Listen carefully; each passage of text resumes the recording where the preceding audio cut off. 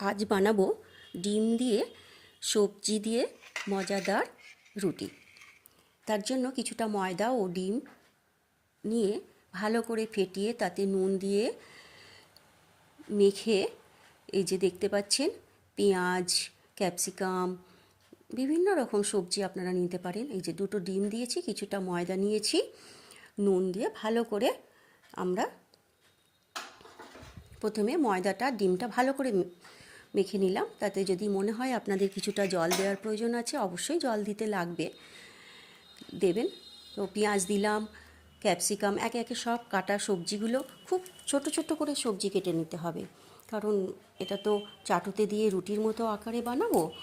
এই যে সব কিছু আস্তে আস্তে দিয়ে দিলাম। কিছুটা রসুনও নিয়েছিলাম, একটু আদাও নিয়েছিলাম, এবং টমেটো কুচি, ধনে পাতা, এবং ঝালের জন্য একটু কাঁচা লঙ্কাও নিয়েছি। নিয়ে এবার ভালো করে সব কিছু দেওয়ার পর একটু স্বাদ মতো চিনিও দিয়ে দিলাম। বুঝতেই পাচ্ছেন, বাচ্চারা খেলে ভালো লাগবে, বেশ ভালো লাগবে। একটু ধনেপাতা, শীতের সবজি, এখন এই এই হালকা হালকা ঠান্ডাতে বেশ ভালোই লাগবে এটা। যেদিন যেদিন রুটি না খেতে ভালো লাগবে, এটা করে খাবেন, বেশ ভালো লাগবে। এবার ভালো করে একটু নেড়ে নিলাম। অবশ্যই আমি একটু জল দিয়েছিলাম। ব্যাটারটা খুব বেশি পাতলা করবেন না, একটু মোটা করলেই হবে। যে বাটিতে একটু তেল নিয়ে নিয়েছি, ব্রাশে দিয়ে চাটুতে একটু ব্রাশ করে নিলাম, তেল ব্রাশ। এবার এই মিশ্রণটা এবার চাটুর মধ্যে দিয়ে দেব। তো এর মধ্যে বিভিন্ন সবজি ছোট ছোট করে থাকার জন্য খুব বেশি মসৃণ করে আমি টানতে পারিনি। একটা তাল পাতা নিয়েছি, এটা আমরা প্রথম থেকেই এই সবজি চাটনি করার জন্য বা ছোটো এইরকম পিঠে বানানোর জন্য এই তাল পাতা দিয়েই এটা বানাই। এই যে গোল করে করে নিচ্ছি।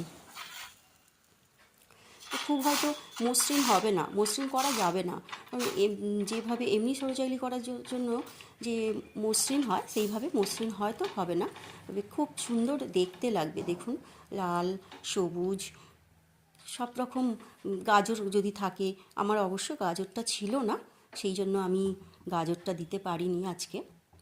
বেশ ভালো ভালো লাগবে, একবার বানিয়ে দেখবেন, বানিয়ে খেয়ে দেখবেন, বেশ সুন্দর, একদম নরম তুলতুলে হবে।